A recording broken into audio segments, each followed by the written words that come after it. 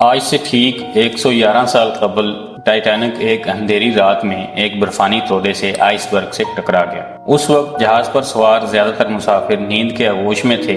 حادثے کے وقت ٹائٹینک 41 کلومیٹر فی گھنٹہ کی رفتار سے انگلینڈ کے شہر ساؤتھمپٹن سے امریکہ کے شہر نیو یارک کی طرف بڑھ رہا تھا، اور صرف 3 گھنٹے کے اندر 14 اور 15 اپریل 1912 کی درمیانی رات ٹائٹینک بحر اوقیانوس میں ڈوب گیا۔ وہ جہاز جس کے بارے میں کہا جاتا تھا کہ وہ کبھی نہیں ڈوبے گا، نہ صرف چند گھنٹوں میں سمندر میں غرق ہو گیا، بلکہ اس حادثے میں 1500 کے قریب افراد بھی ہلاک ہو گئے تھے۔ 111 سال بعد بھی اسے سب سے بڑا سمندری حادثہ سمجھا جاتا ہے۔ ستمبر 1985 میں اس جہاز کی باقیات کو بحر اوقیانوس میں جائے حادثہ سے ہٹا دیا گیا تھا۔ حادثے کے بعد یہ بحری جہاز کینیڈا سے 650 کلومیٹر کے فاصلے پر 3843 میٹر کی گہرائی میں 2 حصوں میں بٹ گیا، اور دونوں حصے ایک دوسرے سے 800 میٹر کے فاصلے پر تھے۔ 111 سال گزرنے کے بعد بھی اس حادثے کے بارے میں معمے موجود ہیں۔ کچھ ماہرین ان رازوں کے جواب تلاش کرنے کی کوشش کر رہے ہیں۔ اس بڑے بحری جہاز کے بارے میں کہا جاتا تھا کہ یہ ڈوب نہیں سکتا، خدا بھی اسے نہیں ڈبو سکتا۔ اس یقین کی کچھ وجوہات بھی تھیں۔ Federal university of Rio de Janeiro کے شعبہ بحریہ اوشن انجینئرنگ کے پروفیسر اور engineer Alexander de Pinho Alho کہتے ہیں کہ انجینئرنگ کے لحاظ سے یہ ڈیزائن کی بنیاد پر تیار کردہ پہلا جہاز تھا۔ کئی واٹر ٹائٹ کمپارٹمنٹس بنائے گئے تھے، یعنی جہاز کا ایک کمرہ پانی سے بھر جائے تو دوسرے کمرے کو غرق نہیں کر سکتا تھا۔ وہ بتاتے ہیں کہ اس جہاز کی تیاری کے دوران کچھ مشکلات پیش آئی تھیں، جیسا کہ جہاز کی اونچائی کتنی رکھی جائے تاکہ بجلی کی تاریں اور پانی کے پائپ ٹھیک سے کام کر سکیں۔ اس پر بہت سوچ و بچار کی گئی۔ پروفیسر الہو کے مطابق اس پر غور کرنے کے بعد اس وقت کے انجینئرز نے جہاز کی اونچائی کا تعین کیا، یہاں تک کہ سیلاب کی صورت میں انہوں نے اندازہ لگایا کہ پانی چھت کی اونچائی تک نہیں پہنچے گا۔ انہوں نے چھت پر محفوظ کمپارٹمنٹ بھی بنائے تھے، لیکن تب کسی نے برف کے تودے سے زبردست ٹکراؤ کا سوچا بھی نہ ہوگا۔ پروفیسر الہو کا کہنا تھا کہ تصادم اتنا زوردار تھا کہ جہاز کی مین باڈی میں جہاز کی نصف لمبائی تک سوراخ ہو گیا تھا۔ ایسی حالت میں پانی ڈیک تک پہنچ گیا تھا، جہاز پانی سے بھرنے لگا تھا۔ ایسی صورتحال میں ریسکیو ممکن نہیں ہوتا۔ آپ پانی کو نکالنے کے لیے جہاز میں موجود تمام پمپس چالو کر سکتے ہیں، آپ سب کچھ آزما سکتے ہیں، لیکن جس رفتار سے پانی اندر آ رہا ہوتا ہے اسی رفتار سے اسے واپس باہر نہیں پھینکا جا سکتا۔ جہاز سازی اور نیویگیٹر سول انجینئر تھیری بتاتے ہیں کہ ٹائٹینک کی اس طرح تشہیر کی گئی تھی کہ وہ ڈوب نہیں سکتا تھا۔ اس کی وجہ یہ تھی کہ بہت سے سیلرز بنائے گئے تھے جو واٹر ٹائٹ وال سے بنے تھے اور ان میں پانی داخل نہیں ہو سکتا تھا۔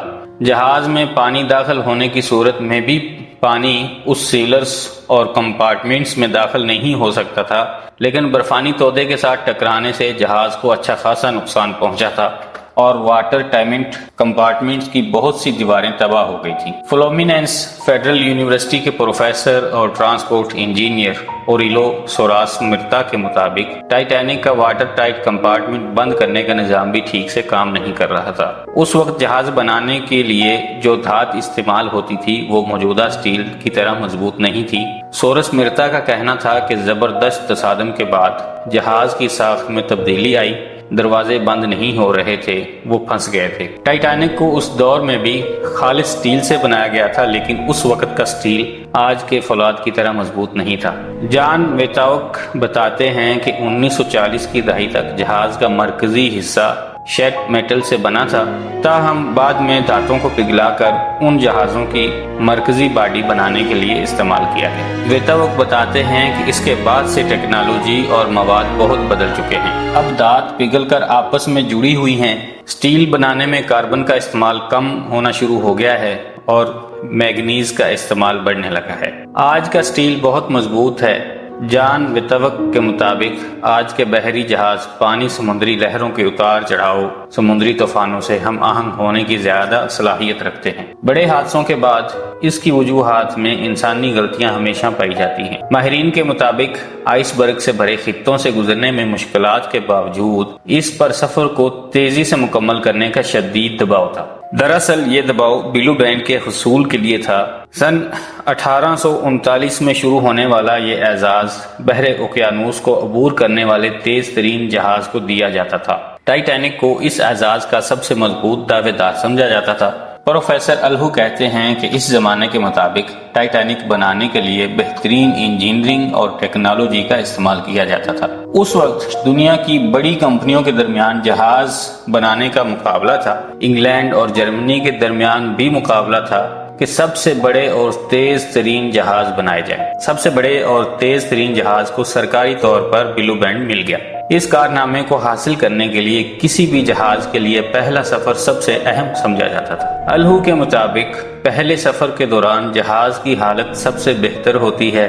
جہاز پہلے سفر میں تیز ترین رفتار حاصل کر سکتا ہے اور ٹائٹینک نے بھی تیز ترین رفتار حاصل کرنے کی کوشش کی۔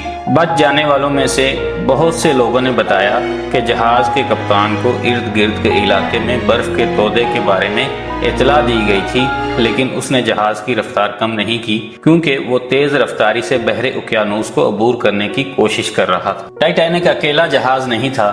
اس جہاز کو چلانے والی company white star line company نے بیلفاسٹ شہر کے ہارلینڈ اور وولف شپ یارڈ کو 20ویں صدی کے اوائل میں 3 جہاز بنانے کا حکم دیا۔ توقع کی جا رہی تھی کہ عالمی معیار کے بنائے گئے ڈیزائنوں کے تینوں جہاز دنیا کے سب سے بڑے محفوظ اور سہولیات سے آراستہ ہوں گے۔ انجینئر سٹمپ نے کہا کہ ان منصوبوں کی اس وقت خوب تشہیر بھی ہوئی تھی۔ سن 1908 اور 1915 کے درمیان بنائے گئے ان جہازوں کو اولمپک کلاس جہاز کہا جاتا تھا۔ پہلے 2 بحری جہازوں 1908 میں اولمپک اور 1909 میں ٹائٹینک کی تیاری شروع ہوئی تھی۔ تیسرے جہاز دی جیگنیٹک کی تیاری 1911 میں شروع ہوئی، تاہم تینوں جہاز کسی نہ کسی حادثے کا شکار ہوئے تھے۔ اولمپک جہاز جون 1911 میں بحری سفر کے لیے سمندر میں اتارا گیا اور اسی سال یہ ایک جنگی جہاز سے ٹکرا گیا، تاہم مرمت کے بعد اس کی سروس دوبارہ شروع ہو گئی تھی۔ پہلی عالمی جنگ کے دوران برطانوی بحریہ نے اسے فوجیوں کو ایک جگہ سے دوسری جگہ پہنچانے کے لیے استعمال کیا۔ 1918 میں یہ ایک جرمن آبدوز سے ٹکرا گیا۔ مرمت کے بعد 1920 سے اس کا دوبارہ استعمال شروع ہوا۔ پرانا اور قابل اعتماد سمجھا جانے والا یہ جہاز 1935 تک استعمال ہوتا رہا۔ ٹائٹینک نے اپنا پہلا سفر 10 اپریل 1912 کو شروع کیا۔ یہ انگلینڈ کے شہر ساؤتھ ہیمپٹن کے بندرگاہ کے باہر اور ایک جہاز سے ٹکرانے سے بال بال بچا۔ یہ 14 اپریل کو ایک تاریخی حادثے کا شکار ہو گیا۔ جیگنیٹک بریٹانک کو بھی زیادہ استعمال نہیں کیا جا سکا، اس کا نام تبدیل کر کے بریٹانک رکھ دیا گیا۔ برطانوی بحریہ نے پہلی عالمی جنگ کے دوران اسے ہسپتال میں تبدیل کر دیا۔ یہ جہاز نومبر 1916 میں ڈوب گیا تھا۔ یہ تینوں جہاز اپنے زمانے میں بہت بڑے تھے، لیکن آج کے مقابلے میں بہت چھوٹے کہلائیں گے۔ مرتا کا کہنا ہے کہ وہ آج کے جہازوں کے مقابلے میں صرف ایک کشتی تھے۔ ٹائٹینک کی لمبائی 269 میٹر تھی۔ عملے اور مسافروں سمیت تقریباً 3300 افراد کو ٹھہرانے کی سہولت تھی۔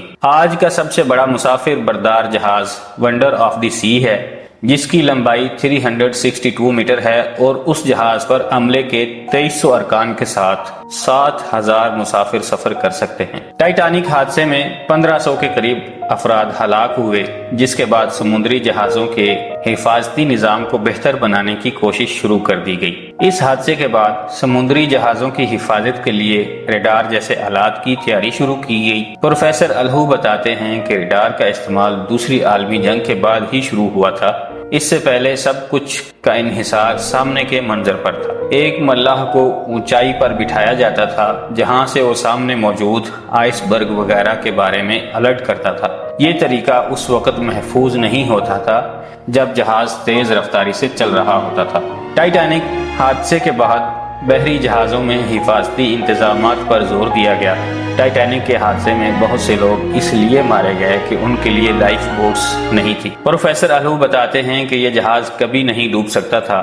اس یقین کی وجہ سے جہاز میں صرف آدھی لائف بوٹس رکھی گئی تھی۔ مرتا کا کہنا ہے کہ یہ حادثہ سمندری جہازوں کی حفاظت کے حوالے سے ایک اہم سنگ میل ثابت ہوا۔ سمندری جہازوں کی حفاظت کے لیے ادارہ جاتی فریم ورک بنایا گیا تعمیر کے دوران حفاظتی پیرامیٹرز کا خیال رکھا گیا، اسے مسلسل بہتر بنانے کے منصوبے پر کام کیا۔ آج کے دور میں ریڈار اور سونار برف کے تودوں کا بہت پہلے پتہ لگا لیتے ہیں۔ آج سمندر کی نقشہ سازی یا نیویگیشنل چارٹ سب سفر کے دوران بہت زیادہ جدید ہیں۔